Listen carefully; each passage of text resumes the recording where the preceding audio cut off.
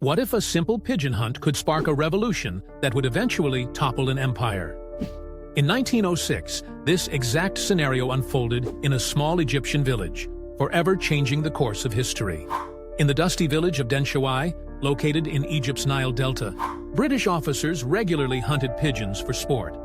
But these weren't wild birds. They were domesticated pigeons, carefully raised by Egyptian villagers as a vital source of income and food. To the British occupiers, this distinction meant nothing. To the villagers, it meant everything. On June 13, 1906, 5 British officers arrived in Denshawai with their guns, ready for another hunting expedition.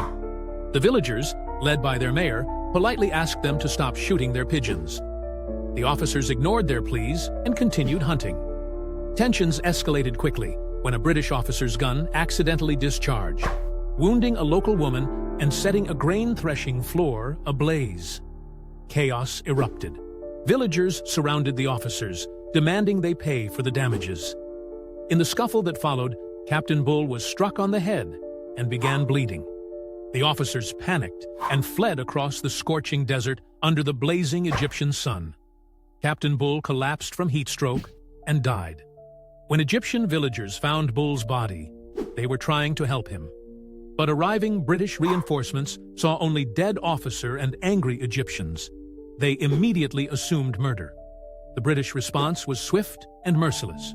Lord Cromer, Egypt's de facto ruler, established a special tribunal that condemned 4 villagers to death and sentenced others to public flogging and hard labor. The executions took place in Denshawai itself, forcing the entire village to watch as their neighbors died on hastily constructed gallows. But Britain's harsh punishment backfired spectacularly. Egyptian lawyer Mustafa Kamil published a powerful pamphlet called the Denshawai Incident, which spread across Egypt like wildfire.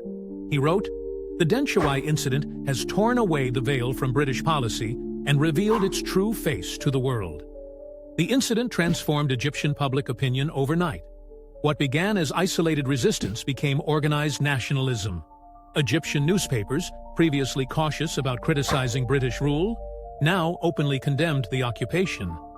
Students protested in Cairo's streets. Even moderate Egyptians who had accepted British presence began demanding independence. The Denshawai Incident proved that empires built on force alone cannot survive the power of an awakened people's conscience.